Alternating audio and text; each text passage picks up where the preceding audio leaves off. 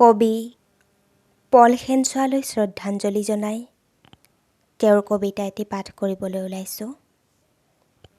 Nostalgia নৰকৰ বাট।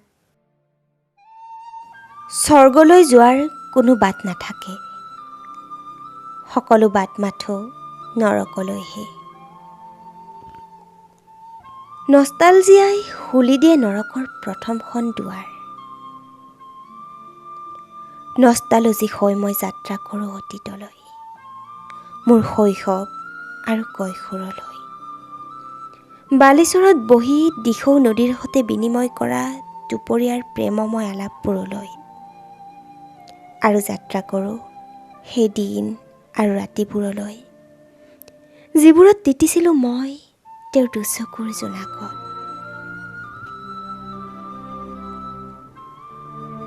মাজে সময়ে মই মেলি লওঁ পুৰণি চিঠিবোৰ আৰু এলবামবোৰ।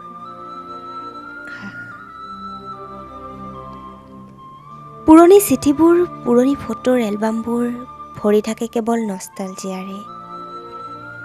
নষ্টালজিয়া হেৰুৱা জীৱনৰ বিলাপ, কবৰৰ নিসংগতা আৰু শূন্যতাৰ উপাখ্যান।